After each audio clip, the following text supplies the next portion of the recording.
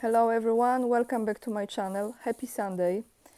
Rainy Sunday here in Warsaw, where I will be for the next 2 days taking care of things. You know which ones. When you want to travel, you need those things. So today, as you know, in Russia, there is a presidential election taking place, and now I think it's about 4:30 p.m. I went on TASS that reported at 12:50 p.m. the voter turnout in presidential election across Russia was 65%. On that note, I think it will be a good idea to have a different video for you today. And what this video is actually me reading the interview that I came across with Vladimir Putin. There were some very good questions asked, and this is a very recent interview. And there are few topics that the way how Putin addressed them, I find very, very important, because that shows me it's not just the confirmation of what I believe is taking place, but also his full awareness, of course, of it.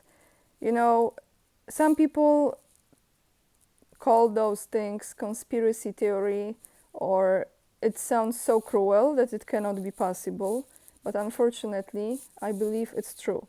I'm not gonna say exactly what I mean because it's a hard topic, but it relates children and it relates human trafficking. But when he's made certain statements here and he used certain words, and he uses those words deliberately, he just confirmed what I think is happening. Let's go through this, and maybe some of you can put in the comments down below because you know what I mean exactly. So the question, the title is "The West might understand that the vampire ball is ending." Just this title alone, "The vampire ball is ending," really grabbed my attention, because there is no coincidence that he used this word vampire. You know what vampires do. The first question that the journalist asked, I really like, because if I would ever, you never know, I don't think at this point it's possible, but you have to dream big. If I would ever have a chance to interview President of Russia, this kind of question is very close to what I would have asked. It's time to recognize, the journalist asked, that you play a key role not only in Russia, but also in the world, because billions of people pin their hopes on you for international justice, for the protection of human dignity, and for the protection of traditional values. What is it like to feel such a scale of responsibility? It's a good question. And Putin answers, to be honest, I don't feel it at all. I simply work in the interests of Russia, in the interests of our people. Yes, I understand what you are talking about now, and I am ready to comment on it. But for me, to feel some kind of arbiter of the world's destinies, this is not the case. Believe me, it's not even close. I am simply fulfilling my duty to Russia and to our people who consider Russia their motherland. As for other countries in the world, this is very closely related to how they treat us around the world. This is interesting. It's such a phenomena, that's for sure. What I would like to draw your attention to here, you are absolutely right. Many people in the world are looking at us, at what is happening in our country and in our struggle for our interests. And in my opinion, this is important. Why is this happening? Why is this happening? This is not because we are formally members of BRICS, or because we have any traditional relations with Africa. This is also important, but in my opinion, the point is completely different. It lies in the fact that this so-called golden billion, for centuries, 500 years, they practically parasite other nations. They tore apart the unfortunate people of Africa. They exploited Latin America. They exploited the countries of Asia. And, of course, No one has forgotten this, and I have a feeling that it's not even about the leadership of those countries. Although this is very important, but ordinary citizens of those countries feel in their hearts what is happening. They connect our struggle for our independence and sovereignty with their hopes for their own sovereignty and independent development. But there is also the fact that there is a very strong desire among Western elites to freeze the exciting, unjust state of affairs in international affairs.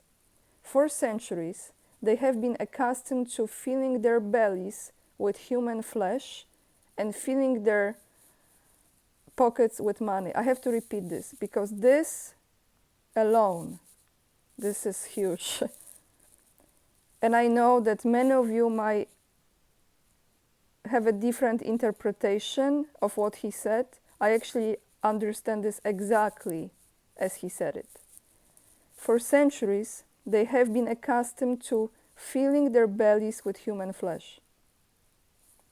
I just leave it there. Many of you know what I'm talking about. Human trafficking, guys, has many sides to it. Yes, many sides to it. But they must understand that the vampire ball is ending. You know, when the leader of the country makes statements like this is, to those who know, make no mistakes. And he made actually his face expression was also very important to pay attention to. The journalist asks, are you hinting, I don't know if he was trying to go around this or he really didn't understand this message, because I would be right there asking him, do you mean children's sacrifice? Anyway, the journalist, are you hinting, as you put it in your address to the nation, at their colonial habits? Are you talking about that? And Putin says, everything happens that way, yes. So the journalist goes, but now you have painted a completely fair picture when people see some kind of hope in Russia. How did it happen that Western propaganda, with all its power, with its colossal resources and tools, could not turn Russia into a puppet, isolate and create a false image for it? Although they sought to do this in the hands of billions of people. How did it happen? Putin answers, because what I just said is more important to people. People feel this in their hearts all over the world. They don't need any propaganda, they don't need any pragmatic explanations for the events taking place. And journalist says, that is despite the flow of this dirt? Putin, yes. Well, in their own countries, they are still fooling people, and it is having an effect. In many countries, here is a little hint to Poland. In many countries, they believe that this is in their interest because they do not want to have such a huge country like Russia on their borders. The largest country in the world by territory, the largest country in Europe by population. We do not have a very large population in global terms. It cannot be compared with either China or India, but it is the largest in Europe. And now we have the 5th largest economy in the world. Do you know this, guys? Okay, I said, did you know this, guys, not Putin. And now we have the 5th largest economy in the world. Well, why do they need such a competitor? No. They think that it would be better, as some American experts have suggested, to divide Russia into 3, 4, or 5 parts. They think it would be better for everyone. They proceed from this, and in any case, part of the Western elites, blinded by the Russophobia, were delighted when they brought us to the point after which our attempts to stop the war unleashed by the West in Ukraine by force and began in 2014. When we moved on to conducting a special military operation, they were even happy about it, I think, because they believed that now they would finish with us, that now, under this barrage of sanctions, practically a sanctioned war declared on us, with the help of the Western weapons and with the help of a war at the hands of Ukrainian nationalists, that they would finish with Russia. This is where the slogan came from, to inflict a strategic defeat on Russia on the battlefield. But later they realized that this was unlikely, and even later they realized that it was impossible. And they came to understand that instead of strategic defeat, they were faced with powerlessness, and powerlessness despite the fact that they relied on the power of the all-powerful United States. They were faced with powerlessness before the unity of the Russian people, before the fundamental foundation of the Russian finances and economic system, before its stability, and before the growing capabilities of the armed forces of the Russian Federation. And then they began to think. Those who are smarter, they began to think that they need to change some kind of strategy regarding the Russian Federation. And then the ideas arose, the negotiation process, in order to find some way to end this conflict, in order to try to take into account Russia's real interests. By the way, these are dangerous people, because it is easier to fight with people who are guided by such base principles. Do you remember how people on Rus spoke? What was the source of happiness for some people at everyday's level?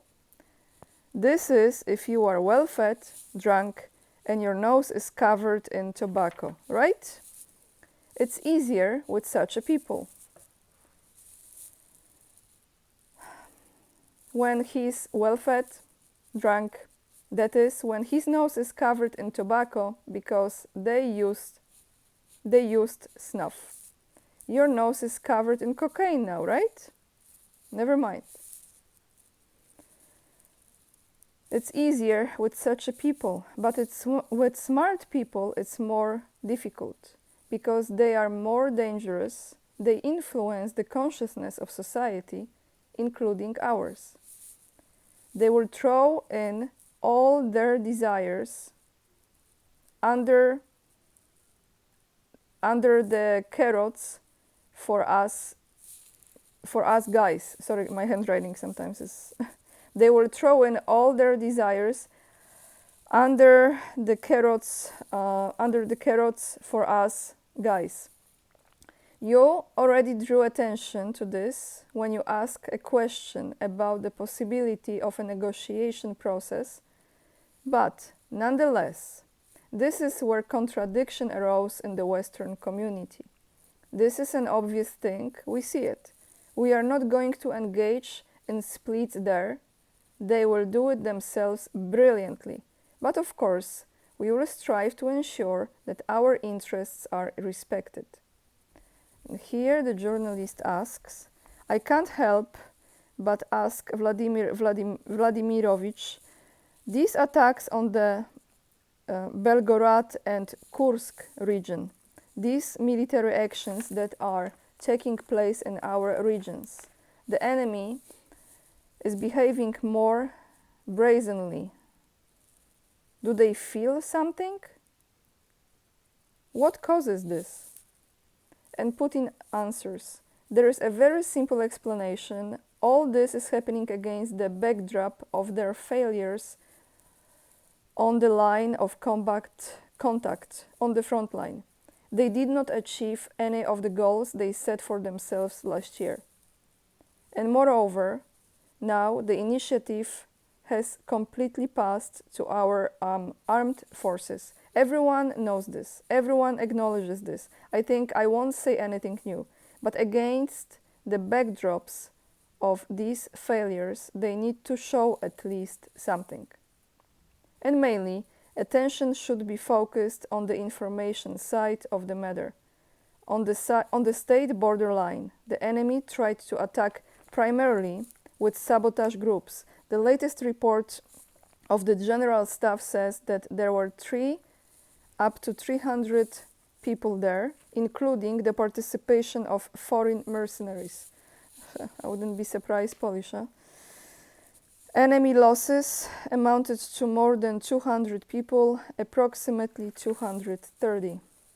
Of the 8 tanks used, the enemy lost 7. Of the 9 armed vehicles, the enemy lost 9, of which 7 were American-made armed vehicles Bradley. They also used other armed vehicles, but mainly for transporting personnel. They transport soldiers, throw them out, and then immediately leave. This is on the Belgorod section of the border. A little further south, in my opinion, in one place, they operate with much smaller forces. But nevertheless, their main goal, I have no doubt about it, is to, if not disrupt the presidential election in Russia, then at least somehow interfere with the normal process of expressing the will of citizens. This is first. Second, this is the information effect that I have already mentioned. Third, if they succeed at least with something, then they want to get some chance, some argument, some trump card in a possible further negotiation process. Well, we will return this to you and you will return this to us. But I said that with people who are guided by the principles that you are well fed, you are drunk, and that your nose is in known material, it is easier to talk to such a people because you can predict what they are going to do. So I read you a big part of this. I actually written this down for you. So if you hit like just for this, I would really appreciate. Sorry if I made some mistakes while reading this. I'm a bit tired, I have to admit. It's a very important conversation, and those statements that he made, I cannot stop but think about if we will ever witness the tribunals for the crimes against humanity.